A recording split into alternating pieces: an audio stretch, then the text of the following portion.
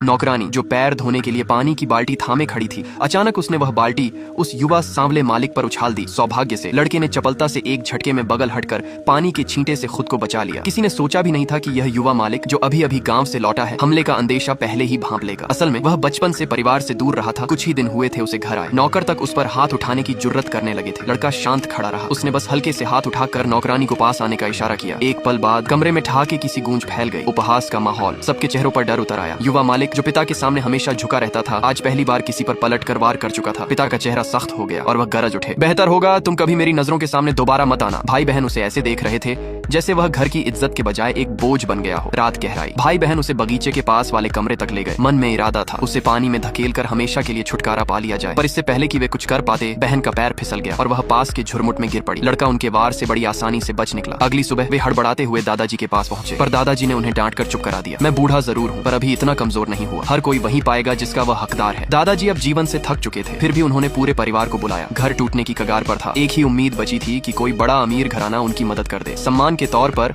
दादाजी ने फैसला किया कि वे परिवार की सबसे कीमती निशानी, एक अमर सुलेख, उन्हें भेंट करेंगे। लेकिन जैसे ही दादाजी ने वह चित्रपट खोला, लड़के ने धीमे स्वर में कहा, यह असली नहीं है, नकली है। कमरे में सन्नाटा छा गया। पिता तुरंत गुस्से से उबल पड़े। तू गांव का गंवार, तू क्या जाने कला क्या होती है, हमारे बुजुर्गों की समझ पर उंगली उठाता है। कोई नहीं जानता था कि यह छोटा लड़का दरअसल कोई साधारण बालक नहीं, वह एक असफल अमर आत्मा था जो अपने आध्यात्मिक संक्रमण में असफल होकर एक 10 बरस के शरीर में आ गिरा था। भाई ईर्ष्या से भरा सुलेख के पास पहुंचा और गलती से उसे फाड़ बैठा। शायद सोचता था कि पिता उस गलती का दोष लड़के पर डाल देंगे। दादाजी का चेहरा गुस्से से लाल हो उठा, पर वह बालक शांत रहा। उसने धीरे से एक तूलिका उठाई और कुछ सहज रेखाएं खींची। क्षण भर में सामने एक ऐसी चित्रकला उभर आई मानो स्वयं देवत्व उसमें उतर आया हो। सारे परिवारजन स्तब्ध रह गए। कुछ ने तो अविश्वास में हंसना शुरू कर दिया। पिता का क्रोध चरम पर पहुंच गया। उन्होंने कसम खाई कि आज के बाद यह लड़का इस घर में कदम नहीं रखेगा। उसी वक्त ग्रेट रिचर्ड का परिवार वहां पहुंच गया और सब लोग उनके स्वागत में भागे जैसे कुछ हुआ ही न हो।